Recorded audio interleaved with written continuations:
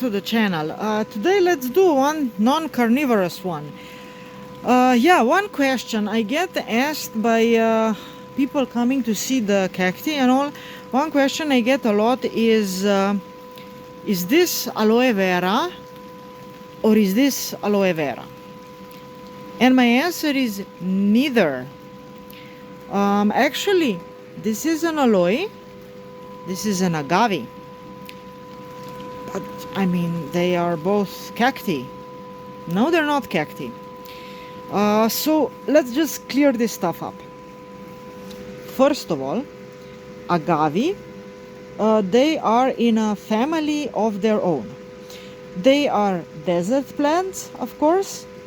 They come from the deserts of North and South America.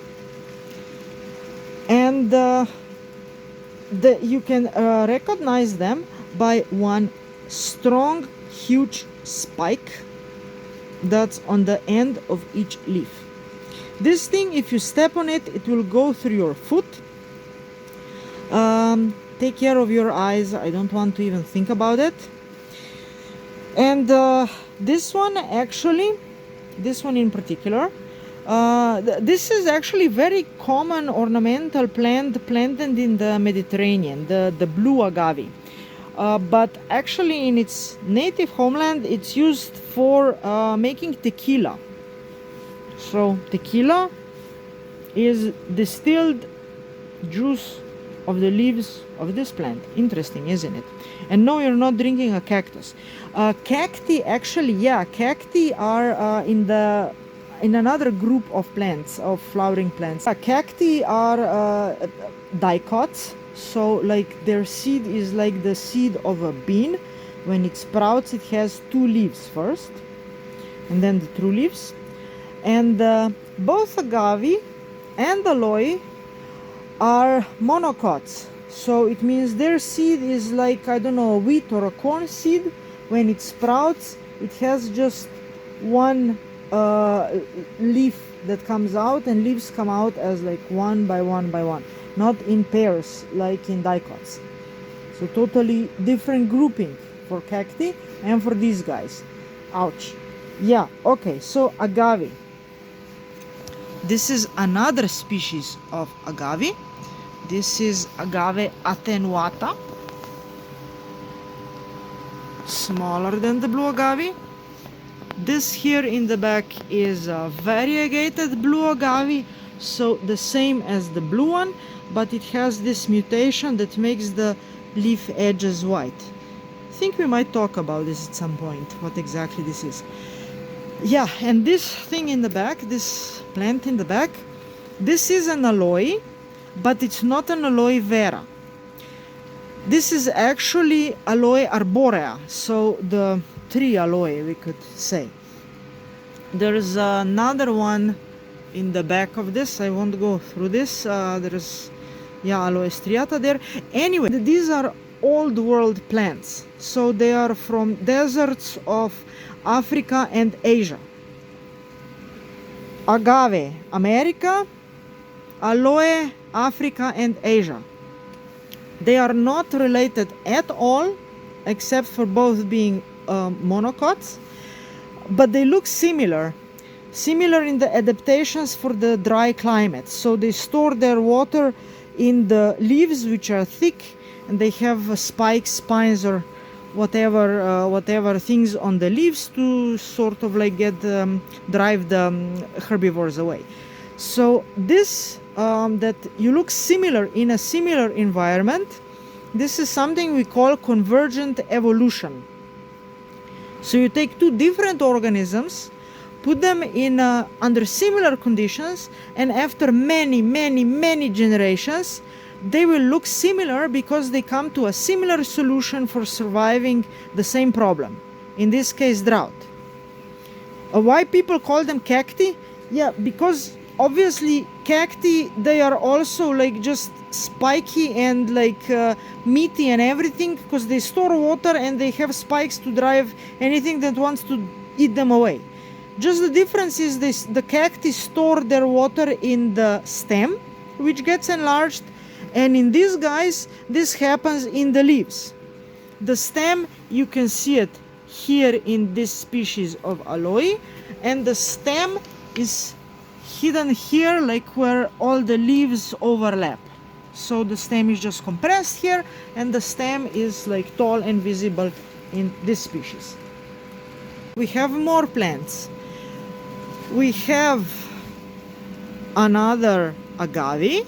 You see it has, you see the spike? Maybe doesn't look like a lot here, but believe me, it's pretty spiky. This is agave filifera. Filifera because it has like these strings here, so like stringy agave.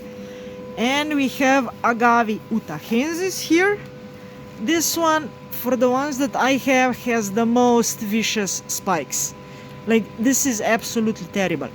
Actually, North American Indians, or Native Americans, to put it better, they use this species to fix their shoes, their moccasins.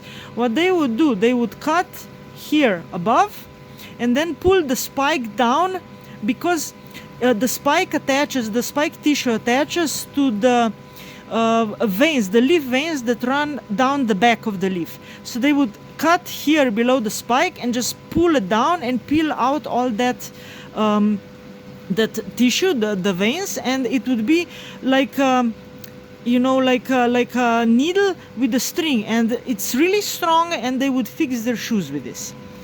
Anyways, to move here we have two aloes. So this one is Aloe ferox, which means the wild aloe, because you see how spiky it is. This is a baby plant. This one is maybe like 10 years old or something. I saw specimens that are much bigger than this. Actually, all of these plants, like when they are fully grown, they will be much bigger, and actually right now I don't have a clue where to put them then. But for now, let's enjoy them when they're small.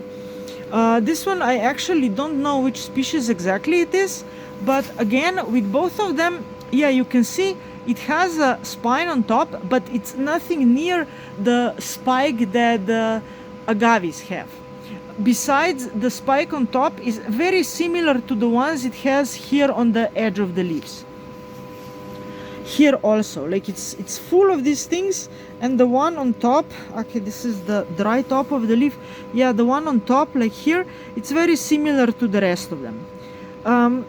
You can imagine how nasty it is to just run into this with your leg or anything. So I mean, it's if you have any sort of intelligence, and animals are pretty smart, they try to just avoid these things. This one here is Aloe saponaria. So the soap aloe, it's the juice from its leaves has a lot of saponins, and it can be used as soap. And finally, this one, this is an agave again. This one is called Agave Victoriae Reginae, so Queen Victoria's agave. Again, a baby one. You can search online for pictures of adult plants, just a lot of leaves, just a bowl of these beautiful leaves. This is my favorite species of agave, actually. Probably I'm not the only one. It's really beautiful. And again, it has like these pretty vicious little spines here. So lastly, what is aloe vera? This mysterious plant that you find in shampoos, in yogurts, in like everywhere. So medicinal and everything. This is it. It flowered a few years back, so right now there is no big rosettes. They're all smaller. But this is the plant. So as we learned, no spikes or just something small, which tells us that it's an aloe. It's the old world species. Soft leaves. It's a ground rosette, so it looks like a lot of these agaves. For sure it doesn't have this tall stem that guy there has. It has these spots. The leaves are narrow and long. If they would be short and fatter, it would be saponaria, from like the common species that you can see. Yeah, maybe this is the biggest rosette here. It will grow maybe to twice this size and flower. Yeah, and also pretty important thing with all of the agaves, so the North American ones, the rosette that flowers dies back, and they all make like baby plants out of the roots. So those baby plants would replace the big ones. So basically the clones.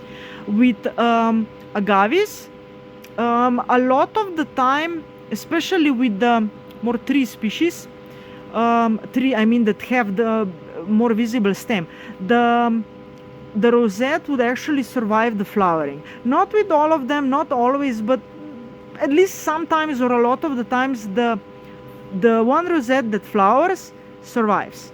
With aloe vera, once it flowers, that rosette dies back, but all the others replace it. And you might be wondering, what do these leaves look inside? Let's find out. I have a piece of aloe vera leaf here and a piece of an agave leaf.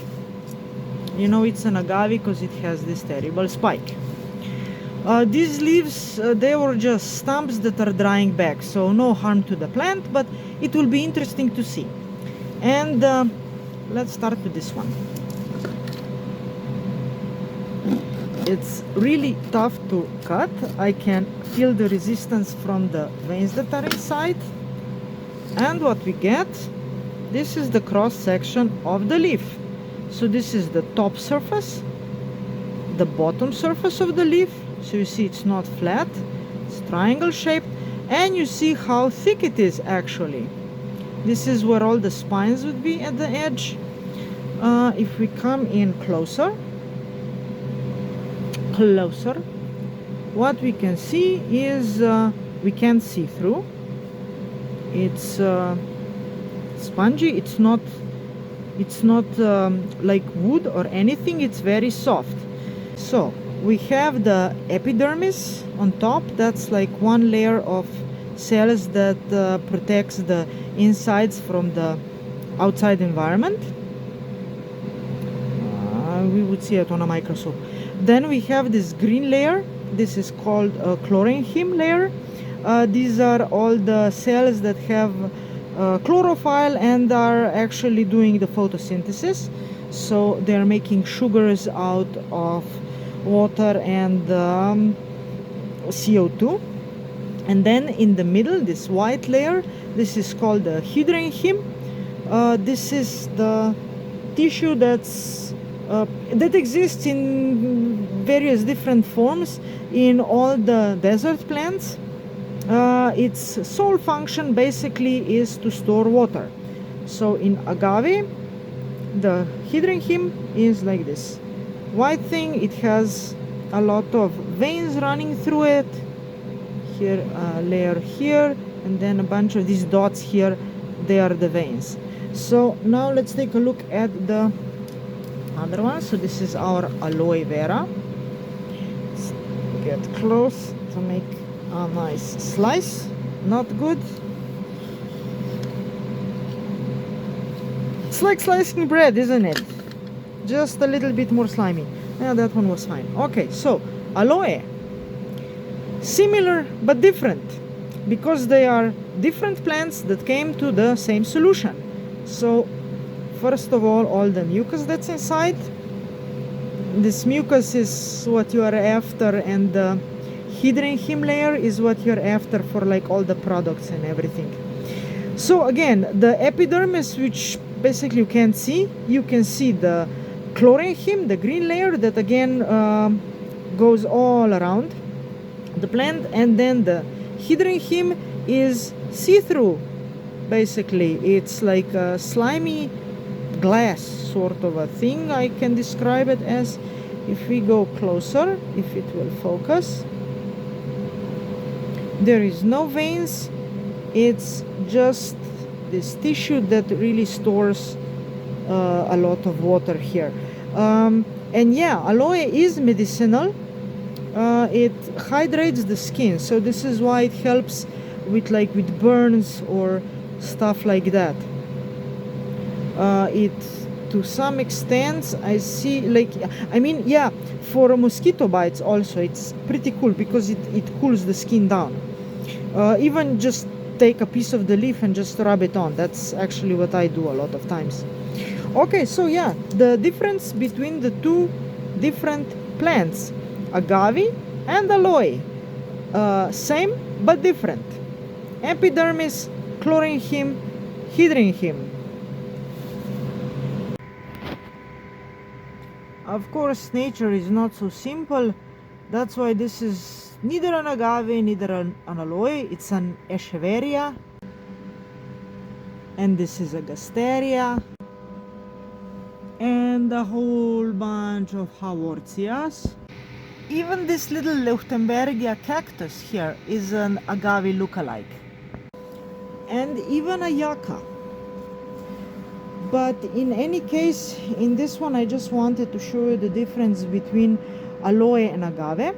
So if you found this video interesting or entertaining maybe even, please consider liking and subscribing because it really helps our channel grow. Thank you and see you in the next one.